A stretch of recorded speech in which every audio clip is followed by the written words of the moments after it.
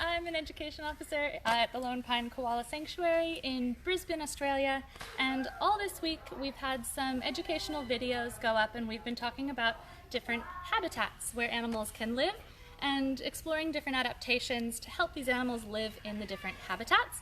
And we've also been talking about how our own backyards or the parks around our house can be really important habitats for wildlife as well. So I hope you've all had a really nice week, and I know I've been spending a lot more time around the house. I'm sure a lot of you guys have been spending some time at home as well, but it's actually given me a great opportunity to spend some time hanging around in my backyard and doing a bit of backyard exploring. And I've actually found some really cool animals in my backyard, and I collected some clues, and I want to show them to you today and see if you can figure out what mystery animal I found in my backyard just this week. Okay, so I had been noticing at nighttime that there's an animal in my backyard and it's really noisy. It's been stomping around on the roof, shaking the trees, and just making a ruckus. And in the morning, I went outside and I actually found a piece of fruit on the ground in my backyard. I've got a mango tree, and something at night had pulled a whole mango off the tree and munched all over it and eaten it and then just dropped it on the ground. How rude. But something's been munching on the mango in my backyard, and then I started looking around and I was like, well, this animal must be able to get up into the trees. So I went to have a look at the trees, and I noticed one of the trees in my backyard had scratches on it. Looks like a claw mark scratched around the tree. So I wonder, something maybe has been climbing up the trees in my yard to get to the fruit up in the trees. And then I looked around the bottom of the tree and I found even more clues. Now, don't judge me, but an animal poo can be a very excellent clue. So I went inside, I put on some gloves, I went back outside, and I collected some poo clues from around the bottom of the tree. I don't know if you can see. They're like little hard, round pellets, and there were quite a few of them all around the bottom of the tree. I wonder what could be leaving these behind. Does anyone have a guess? Any guesses so far about the animal in my backyard leaving behind these poo clues? No? Alright, well, I found another clue as well. It was also in the garden, down on the ground, kind of stuck to a stick. I found some fur from this animal. It's kind of like a brown color fur, maybe a little bit wiry. I don't know if you can see that. So, we're looking for a furry backyard animal friend that eats fruit, climbs up in the trees, leaves behind lots of little poops, and is very noisy at night.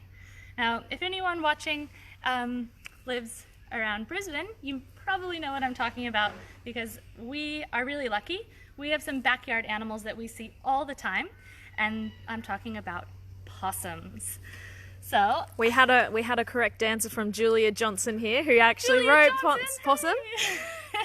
It was a possum. Now, if anyone is watching from overseas, like from the States, where I'm originally from, we have possums in our backyards in the States as well, but they look really, really different. Australian possums, I mean, I don't want to compare and judge. I think they're a fair bit cuter. So this is a little Australian brush-tailed possum. They've got a prehensile tail that they can use to climb and to hang from. They are a marsupial, so they're a pouched mammal. And then when the babies are big enough and they've left the pouch and they no longer live in the pouch, the little babies will ride around on mom's back like this. So I've got heaps of possums around my backyard. I think I'm pretty lucky. I think they're pretty darn cute. Yeah. So I do encourage you guys, if you are hanging out around the house, spend some time in the backyard, or if you are able to go out for a bit of a walk, maybe go out to get some exercise. If you walk around the park, keep an eye out, because there are clues all around us. I can't wait to put these clues in my journal, make a brand new Backyard Explorer journal page all devoted to the possums. Kayla, I just have a quick question here from Tina asking, are they soft? So I actually don't know that I've had the opportunity to pat a possum. I definitely don't pat the possums in my backyard because they are a wild animal, and you know, it's a wild animal, they could bite. I imagine they are pretty soft though. That fur that I found was pretty soft, and they certainly look very soft. They're very, very furry. Great question. We did have a few other questions over the course of the week that came through, so I wanted to make sure that I answered those. Also, if you haven't had a chance to watch our Backyard Explorer videos yet, go ahead and hop on there on our YouTube channel. We've put them up there for parents and for teachers if you're doing distance learning or even using them in the classroom as well. So please use those, share them, they're there for you. But yeah, we had some good questions. One question came from Martin, and one of the videos I had introduced a snake named Captain. And Captain was a black-headed python. His full name is Captain Mufuni, and the question was, is he named Captain because he's the superhero of the snake world? Which is a really, really good question. The name Captain actually came from, or Captain Mufuni came from a movie called The Matrix. So we've got a few other black-headed pythons at Lone Pine, and all the names come from that movie. But he is kind of a superhero, really, because black-headed pythons, they actually eat a lot of other reptiles, including lizards and other snakes, and they can eat venomous snakes, and they have a built-in immunity to most of the venom of snakes in that area. So kind of like how Wolverine can regenerate and heal himself up really quickly, and he's a superhero, black-headed pythons can be immune to snake venom, which is pretty darn cool. And I'm a bit of a snake fan. I think all snakes are superheroes because they help eat things like mice and rats and keep those prey species numbers really, really low. I know people have a lot of feelings about snakes, and they can be a bit frightening if you don't really understand them. And it is important to respect them and give them space, but snakes are not these cold-blooded, aggressive animals that are going to chase you down and anything like that. If you give a snake distance and space and you respect it, they're probably actually a lot more scared of you than you are of them. So that was a really good question. Another question that I got was, how long is a blue-tongued lizard's tongue? And this was from, let's see, this was from Catherine, but actually my dad had the same exact question. So I haven't actually measured a blue-tongued lizard's tongue. I haven't gotten out a little ruler and measured it. Oh, and if you're wondering what a blue-tongued lizard is, it's a type of lizard that is in the skink family. And there's not just one type, there's lots of different types of skinks, and some of them have blue tongues and some of them don't. So I think there's around 8 different species of skinks that actually have a blue tongue. But typically when we're talking about a blue-tongued lizard, we're talking about a certain type of skink that does have a really bright blue tongue. And it is a lizard that you could find around your backyard. But the size of the tongue, again, I didn't get to measure it, but I did find a really cool picture to show. So let's have a look. Here is a picture of a blue-tongued lizard, and he's got his tongue fully out. So it's almost the same size as their head, really. It's quite long, and it's also really wide. Now they stick their tongues out for a number of different reasons. This blue tongue right here is obviously trying to scare off a predator, try to look scary and intimidating. So that's the tongue fully out. But blue tongues also flick their tongues out from time to time to collect smells around them. So they have something in their mouth called a Jacobson's organ, and it's on the roof of their mouth, and they can flick out their tongue, collect a bit of smells, put it back in their mouth, and get information about what's going on around them. Snakes have this as well. So you know when snakes are flicking their tongues out and putting it inside, they're collecting smells with the Jacobson's organ. But yeah, this is a blue-tongued lizard, full tongue out, pretty impressive. And again, that's to kind of confuse predators and make a predator think that this lizard could potentially be poisonous. Because a lot of times when animals have bright colors on their body, it's a warning sign to say, hey, don't mess with me. If you eat me, I will make you sick. I'm poisonous. You don't want to go near me. So a blue-tongued lizard, threatened, does this. They stick out their tongue. Predator sees that, says, ooh, bright blue. Maybe I'll give this one a miss. But they're not actually poisonous, they're just tricksters, so it is just a bit of a trick. Cool, so those were really great questions that we got through. Feel free to ask any other questions if you have them, or... Oh. I have a question from Tina. Are the koalas soft too? Ooh. Yeah, they're very, very soft. It's interesting though, because a lot of people, when they do, if they have a chance to feel a koala's fur, their first reaction is, oh, it's not as soft as I thought. It's actually kind of woolly. So koalas have a really thick coat, and it's got multiple layers to it. And the top layer is actually quite thick and woolly, and it's almost like spongy. So it protects them. If it's raining out, the rain just kind of rolls off their back. They just curl up in a little ball. So they are soft, but they're not as soft as maybe some other animals, and not as soft as you would initially expect. But very good question. Now I actually have a mystery animal for you guys to meet today, and we're going to practice our backyard explorer skills one more time. I do have some clues about this mystery animal. So, let's see. Try to start with the hardest ones. Let's start with a poo clue. I think that's a good place to start. So, I've got some more little animal poos here. They are a little bit larger than the possum. It's pretty much the same shape, but I don't know. You can see that. A bit bigger than the poos from the possum. Clue number 2. We've got a handprint. Have a look at this hand. Getting the screen there. And have a look at your hand. And I have a feeling that it looks a bit different. So this hand has sharp claws on the end of each finger, and also has noticeably 2 thumbs. So it still has 5 digits, but it's got 2 thumbs. And that hand structure helps this animal to hold on really tight, and the claws help it to climb. Probably starting to get a few guesses going. The next one is a picture of this animal when it's a baby. Now, don't get too excited about a soft little cute baby animal picture, because when this animal is born, it is about the size of a jelly bean, about 2 centimeters. It is hairless and very, very, very underdeveloped. So its eyes haven't formed, its back legs haven't formed, ears haven't developed.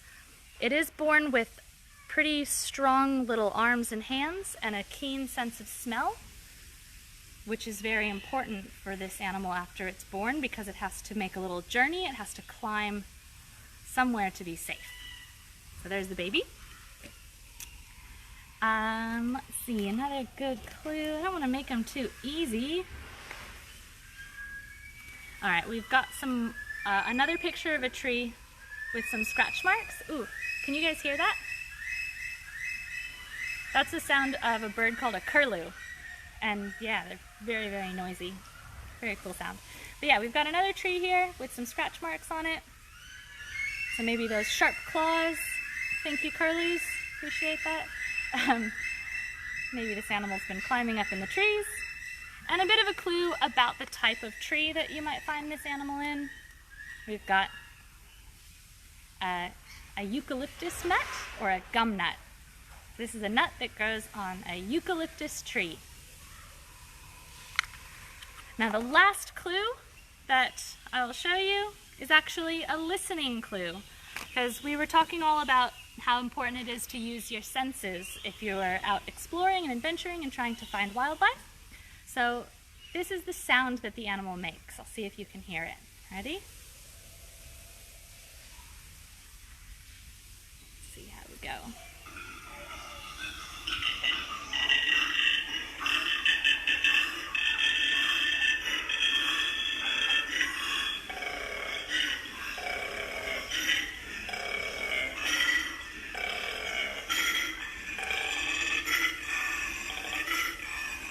So,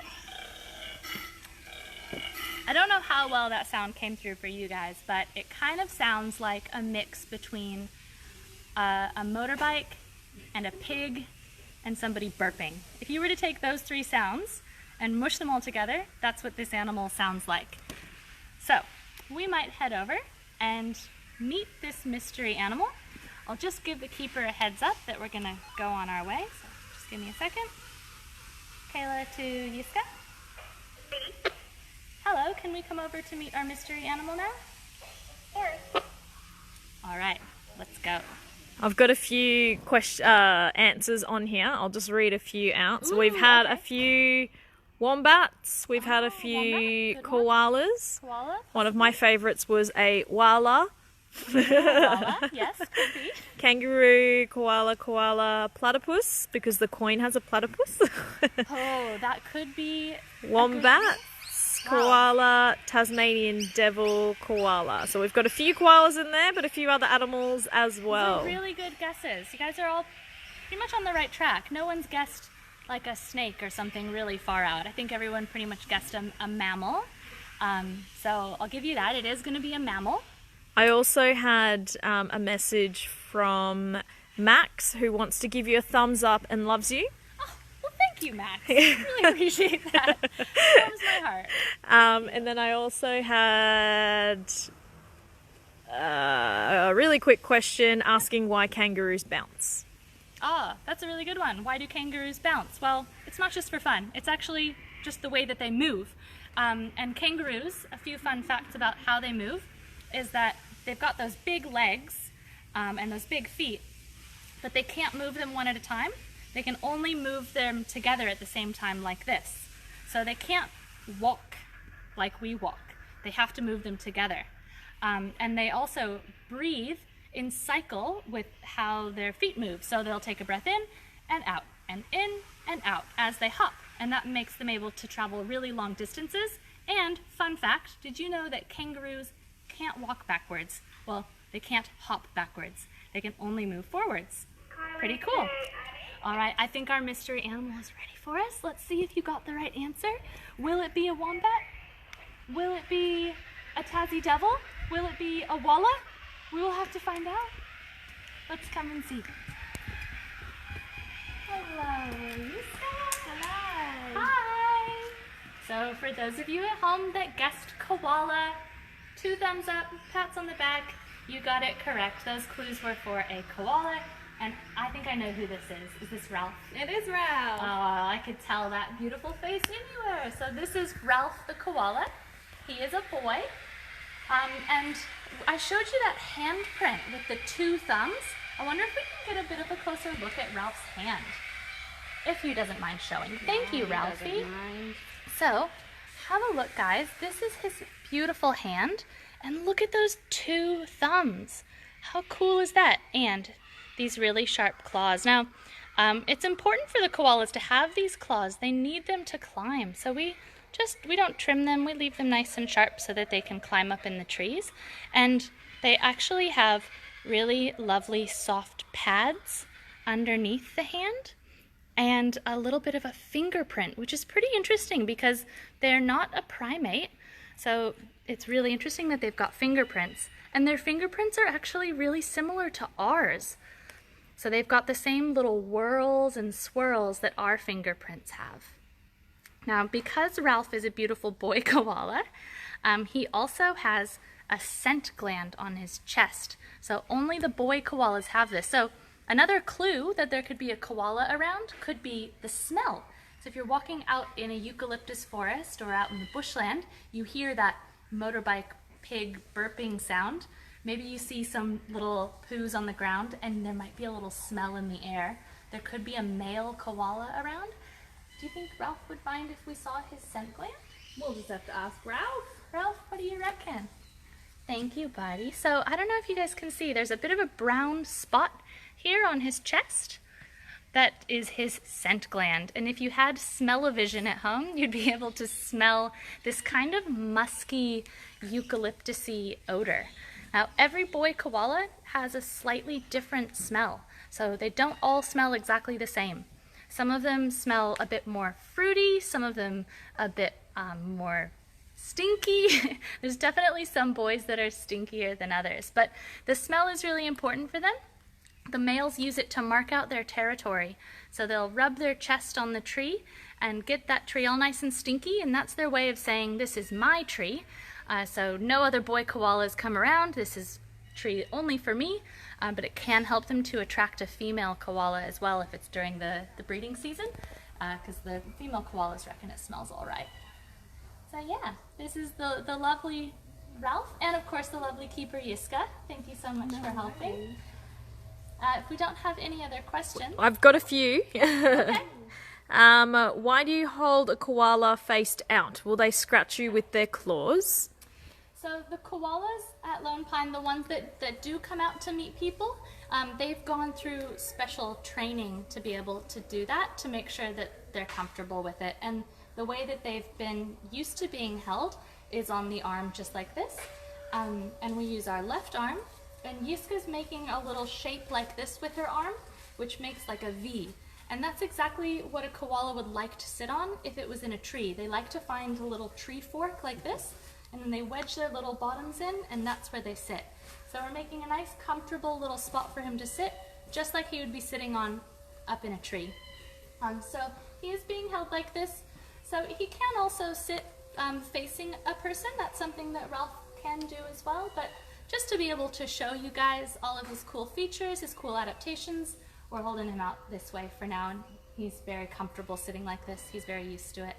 I've got a question here from Amelia, who wants to know why they climb the trees. Why do they live in trees? They could live on the ground and eat ground leaves. That is such a good question, Amelia. Koalas are really special because they don't eat lots of different things. They only eat one type of food, and they only eat the leaves of eucalyptus trees. They might eat a few other little leaves from time to time, but generally it's only eucalyptus. That's the way that their tummies are designed, and that's what they've, designed to eat. So they live up in the trees because that's where the leaves grow that they feed on. They don't eat the leaves after they've fallen on the ground. If they fall off the tree and they're on the ground, they're probably all dry and crispy, and the koalas don't really want them. Their favorite leaves to eat, their absolute favorite part of the leaf, is the new little baby leaves that grow at the end. That's the yummiest part. But they like to eat eucalyptus leaves, so they live up in the trees, and that's also where they're going to be safer from predators. So if a koala does come down to the ground, which they do from time to time, they go down and they go from one tree to another, or they might go around if they're looking for a mate, or if they're very thirsty and they're maybe looking for some water. They'll go on the ground, but it's a lot more dangerous down there. So they might have to worry about things like foxes or wild dogs, or even pet dogs if they accidentally wander into a backyard. Also, if they have to cross a road, they might have to worry about a car coming by. So definitely staying up in the tree, staying nice and high, close to their food, away from most of the danger is where they're going to want to spend most of their time. All right, just a few more questions. Sienna wants to know if is it only eucalyptus that they eat? So we generally say that they only eat eucalyptus, but it's not technically true. They will eat a few other things. So there's a few similar species that they will maybe nibble a little bit of leaf from. They sometimes eat a little bit of the bark as well. And sometimes they get a little bit of like clay or dirt in their mouth as well from eating. So that's also some things that could be introduced into their diet, but generally it's almost all eucalyptus leaves. And to wrap up, someone's asked, I've forgotten where it was now. Hold on, wait, I'm sorry to interrupt. It's just that Ralph is in the process of producing a poo clue. So, koalas can actually do lots of poops throughout the day, up to around 150, 200 poos. So that is a good way to tell if a koala is in the area, is looking not always up in the tree because they can be hard to see, but sometimes looking down on the ground because you'll find little poos around the bottom of the tree. So, sorry, last question just to wrap up is, Yeah. what do we do if we see a koala in our backyard? well, if you see a koala in your backyard, that's really lucky, first of all, because what a special backyard animal to have.